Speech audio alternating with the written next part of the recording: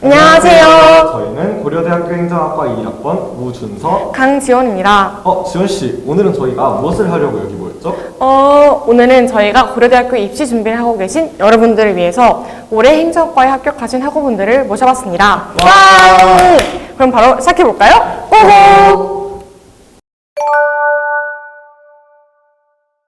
네, 저희는 학업은 수영으로 입학한 21학번 우준서, 강지원입니다. 저희는 이번에 고려대학교 행정학과에 입학하게 된 학교 추천으로 입학한 이종준입니다. 저는 계열적합형 전형으로 입학한 오소민입니다. 저는 고려대학교 행정학과에 정치전형으로 입학한 21학번 정서영입니다. 우선 저는 경기도 남양주시에 위치하고 있는 와고고등학교를 졸업하였고 졸업을 할 때 총 내신 2.15라는 등급으로 고려대학교에 입학하게 되었습니다. 준서씨 혹시 특목고 나오셨나요? 제가 특목고는 아니고 저희 학교가 자율형 공립고등학교로 지정되었던 시기에 학교를 다녀서 내신을 따기가 조금 힘든 상황이었습니다. 저 같은 경우는 성남시 분당구에 위치한 서영고등학교를 졸업하였고요. 1학년 때는 1.95, 2학년 때는 1.94, 그리고 3학년 때는 1.06으로 상승 곡선을 그리면서 총 내신 1.61로 입학하게 되었습니다. 저는 지방 일반고등학교인 울산제일고등학교를 졸업하였는데요. 저의 고려대학교식 산출 내신은 1.42였고 산출 점수는 59.4였습니다. 저는 한민고등학교를 졸업하였고 최종 내신은 2.초로 졸업하였습니다. 저는 2021학년도 수능에서 아랍어를 제외한 나머지 과목에서 모두 1등급을 받았고요. 제가 선택한 사회통보 과목은 한국지리랑 세계지리였습니다. 준서씨, 근데 왜 그 많은 학과 중에서 행정학과에 지원하게 되셨나요? 사실 저도 처음부터 행정학과를 오려고 희망을 한 건 아니었는데 제가 진로를 희망하는 분야가 국제 쪽에서의 정책 그리고 국제기구에 관심이 많다 보니까 이거에 대해서 공부를 하고 싶어서 행정학과에 지원했습니다. 소민 학우님은 행정학과에 지원하게 된 이유가 있으신가요? 제가 행정학과에 지원한 이유에는 여러 가지 이유가 있는데 그중 가장 주된 이유는 제가 배운 내용으로 여러 가지 사회 문제를 파악하고 해결할 수 있다는 점이 가장 큰 매력으로 다가왔습니다. 그리고 이를 위해서는 여러 학제적인 연구들이 필요한데 이런 학제적인 연구의 필요성이 문이과 분야에 공통으로 관심이 있었던 저에게 가장 적합한 것 같아서 행정학과 진학을 선택하게 되었습니다. 저는 제일 첫 번째로 고려한 것이 제 수능 성적이었고요. 그 다음에 그냥 제가 나중에 어떤 일을 하고 싶은지 생각해 봤을 때 생각한 것 중에 하나가 행정고시를 한번 응시해보고 싶다라는 생각을 가지고 있었기 때문에 아마 행정학과로 지원하지 않았나 생각합니다.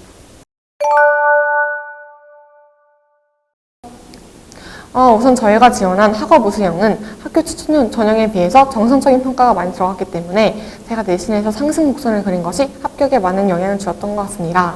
근데 지원씨, 사실 상승 곡선을 그리는 게 그렇게 쉽지 않았을 것 같은데 그럼 상승 곡선을 그리기 위한 꿀팁 같은 거 있을까요? 저 같은 경우는 내신에서 3가지 공부법이 있는데요. 첫 번째로는 바로 한 달 전부터 계획을 세우는 것입니다. 저는 벼락치기가 잘 맞지 않는 그런 타입이었기 때문에 한 달 전부터 모든 과목의 공부량을 정하고 그 하루하루 매일매일 정해진 양을 하면서 하루 정해진 양을 못하면 그 다음 날로 아니면 그 다음 날로 계속 연결해 가면서 할 일을 모두 끝낸 것이 많은 도움이 되었습니다. 두 번째는 바로 노트 단권한 방법입니다. 저는 국어, 영어, 그리고 사회탐구를 한 권에 모두 정리하여서 그 한 권을 계속 가지고 다니면서 지속적으로 암기를 한 것이 내신에 많이 도움이 되었던 것 같습니다. 세 번째 방법은 바로 수업 시간에 열심히 참여하고 질문하는 것입니다. 사실 내신은 출제자가 선생님이기 때문에 선생님의 말이 곧 문제로 출제될 수 있습니다. 그래서 모르는 것이 있으면 바로바로 넘어가지 말고 선생님께 질문해서 똑바로 알고 넘어가시는 것이 중요하다고 생각합니다. 저와 같은 경우는 틀린 문제를 다시 보는 것을 중요하게 생각했습니다. 그래서 저는 오더노트를 만들었는데요. 여러분들이 생각하시는 오더노트는 잘라서 붙이는 것까지가 오더노트인데 저는 그런 과정을 거치지 않고 그냥 봉투에다가 틀린 문제를 잘라서 빨간색으로 내가 왜 틀렸는지 나만의 평가 같은 것을 내리고 수학과 같은 경우에는 모든 과정을 다시 되풀이하기보다는 제가 틀린 과정에만 집중을 하여서 그 부분에 대해서 집중을 하고 오더노트를 만들었던 것 같습니다. 저 같은 경우에는 학교에서 하는 활동들로 다양하게 채우려고 노력을 했던 것 같아요. 아무래도 꿈이 행정학과나 국제 관련된 분야였기 때문에 저는 이에 관련된 활동, 예를 들면 동아리 방크, 테드, 그리고 학교에 꼭 생기부에 들어가지 않는 활동이라도 되게 열심히 참여하려고 노력을 했던 것 같습니다. 그럼 지원 씨는 어떤 활동들을 주로 하셨나요? 저는 스터디 활동을 많이 했던 것 같습니다. 저는 스터디에서 사회 참여 스터디를 했는데요. 그 스터디를 통해서 다양한 사회 문제를 발견하고 또 이를 해결하는 과정에서 보고서도 쓰면서 많은 도움이 됐던 것 같습니다.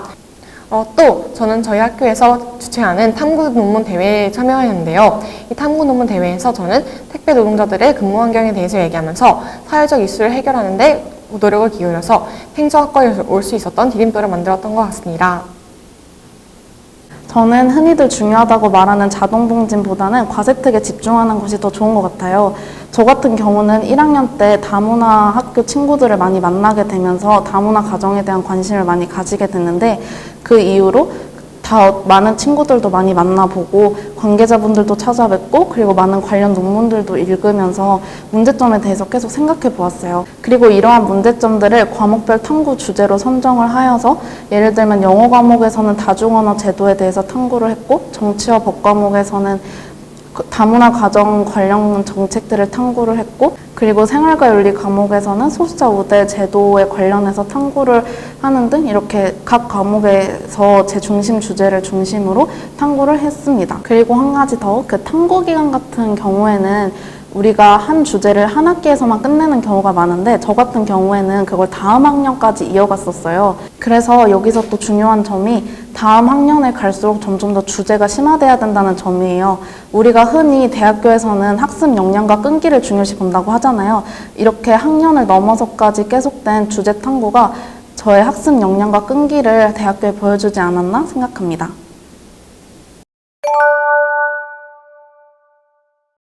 저는 대부분의 학생 여러분들이 이미 수능 공부를 열심히 해내 역량이 충분하다고 생각해요. 그래서 일단 많이 하고 나면 성적이 자연스럽게 오를 거라고 생각합니다. 근데 그 많이 하는 거에 대해서 아무래도 힘들고 부담스러운 경우가 많다 보니까 학생 여러분들께서 여기에 대해 굉장히 많이 고민을 하고 계신 것 같은데요. 그러면 저는 일단 제 경험을 한번 얘기해 드리도록 하겠습니다. 제가 첫 번째로 말씀드릴 거는 일단 일정한 수면 시간을 가졌으면 좋겠어요. 구하는 게 굉장히 효율적일 거라고 생각을 했기 때문에 기숙사에서 친구들과 밤을 새며 침대에서 자수를 하기도 하고 갖가지 방법을 써봤지만 제가 깨달은 바로는 밤에 채우지 못하는 수면 시간은 결국 낮에 채우게 된다는 거였어요. 그래서 부끄럽게도 그러한 시간에는 낮에 굉장히 많이 졸았습니다. 하지만 적정한 수면 시간을 지키면서 공부했을 때 가장 효율적으로 공부할 수 있었던 것 같아요. 그래서 저는 보통 기숙사 취침 시간이 시작하는 12시부터 아침 6시 반까지 수면 시간을 가졌던 것 같고요. 이렇게 했을 때 깨어있을 시간에 가장 열심히 공부할 수 있었던 것 같습니다.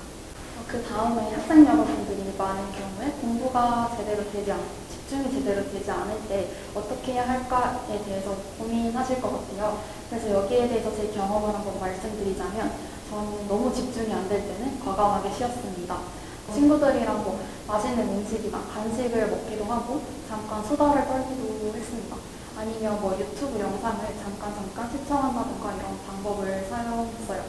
이렇게 하고 나면 내가 일정 기간 쉬었다는 뭔가 불안감, 죄책감 때문에 다시 공부를 열심히 할 수 있는 자극을 받게 되기도 하고 아니면 이렇게 뭔가 쉬면서 기분 전환을 했기 때문에 다시 한번 공부에 집중할 수 있었던 것 같아요.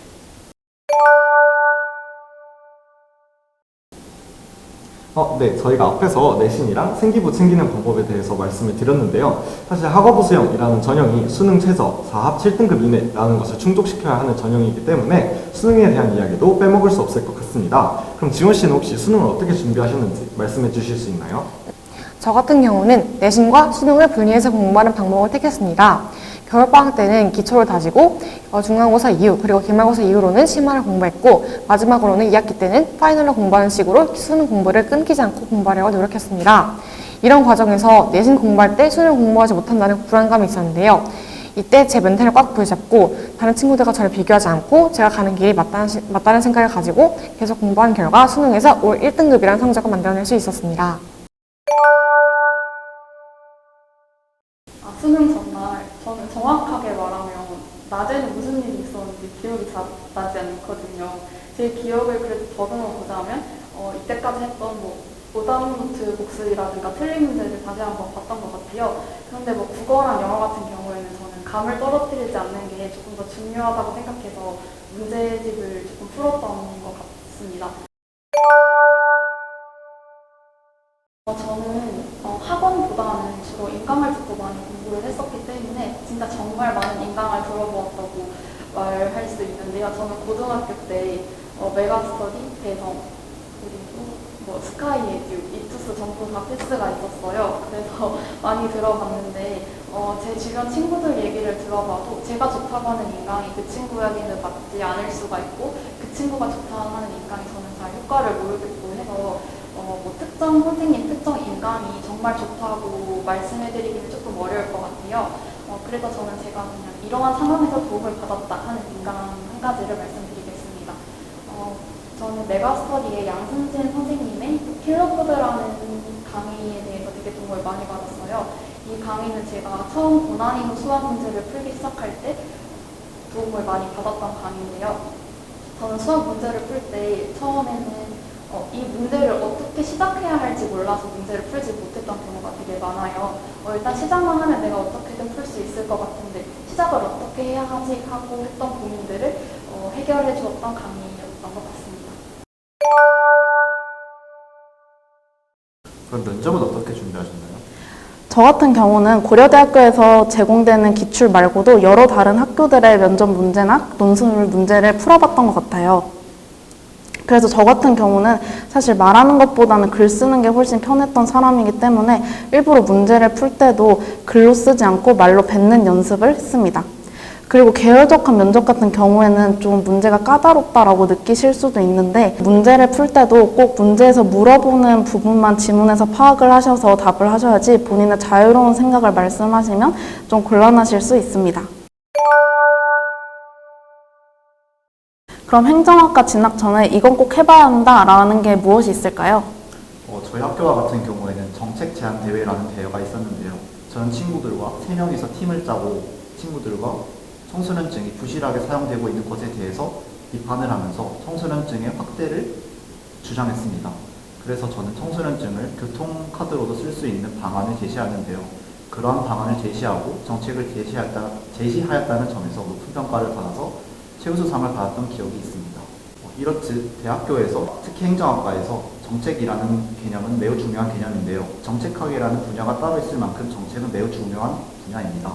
이렇게 저와 같이 전공 적합성을 잘 보여줄 수 있는 활동을 하고 그런 활동을 생리부에 기재를 하면 더 좋은 평가를 받을 수 있을 거라고 생각합니다.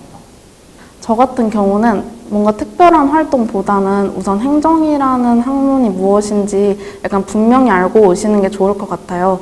막연히 난 뭐 공무원이 돼야지라는 생각만으로만 오신다면은 학과 공부를 하는 데 있어서 적성이 맞지 않으실 가능성이 커요. 그래서 여러 대학교와 고려대학교 책자에 있는 행정학과 설명도 많이 읽어보시고 또 이런 선배들이 올려주시는 동영상도 많이 시청하시고 책도 많이 읽으셔서 행정이라는 단어와 좀 이렇게 친해져서 오셔서 이제 왜 내가 행정학과에 왔지라고 이렇게 고민하는 시간이 많이 줄어들 것 같습니다. 대부분의 사람들이 행정학과를 지원한다고 하면 행정고시를 본다고 다들 생각을 하시는데 저 같은 경우에도 행정학과를 지원을 고려함에 있어서 행정고시를 생각하지 않았을 뿐더러 아직도 고시에 대한 생각은 없기 때문에 저는 그것보다도 행정을 공부하면서 과연 행정이란 무엇인가 라는 정의에 대한 물음을 꼭 얻어가고 싶습니다. 네, 오늘은 저희가 학업 수영에 대해서 얘기를 해보았는데요. 사실 지금 시기가 6월 말 그리고 7월 초로 넘어가는 시기라서 내신을 준비하는 친구들은 내신이 거의 끝날 시기이기도 하고 그리고 정시를 준비했던 친구들은 육모가 끝날 시기라서 다들 많이 처질 거라고 생각을 합니다. 더군다나 여름이라 날씨도 더워지고 마스크도 쓰면서 되게 답답할 거라는 생각이 드는데요. 그럼에도 불구하고 여러분이 끝까지 지치지 않고 포기하지 않으셨으면 좋겠습니다. 변경된 수능 제도와 그리고 코로나19라는 악재 속에서 공부를 하고 계시는 고3 여러분들 열심히 공부하셔서 내년에 고려대학교에서 보기를 기원하겠습니다. 그리고 우리 고3 여러분들 이제 정말 몇 개월 안 남았으니까 조금만 힘을 내시고 그리고 제가 지금 생각해 보니까 고등학교 시절도 그 나름대로의 정말 가치가 있는 것 같아요. 그러니까 또 너무 대학이라는 목표에만 집착하지 마시고 고등학교 생활도 충분히 즐기시다가 고려대학교 행정학과에서 만나 뵀으면 좋겠습니다. 수험을 준비하는 수험생 여러분들에게 꼭 말씀드리고 싶은 것이 있는데요. 일단 수능 당일날 아프지 않길 바랍니다. 그래서 여러분들도 그날이 결전의 날이다라고 생각을 하시면 되게 긴장을 많이 하게 될 것 같으니까 지금까지 내가 열심히 해왔고 그 수능 당일날도 내가 그냥 열심히 하는 날들 중 하나일 뿐이다라고 생각하시고 하시면 좋을 것 같아요. 지금 여러분들이 가시는 길이 정답이라고 생각하시고 끝까지 최선을 다하신다면 여러분들이 원하는 목표를 모두 이루실 수 있을 것입니다. 그럼 저희는 내년에 고려대학교에 입학할 여러분들을 기다리고 있겠습니다. 그럼 나중에 밥을 꺼세요. 와, 안녕!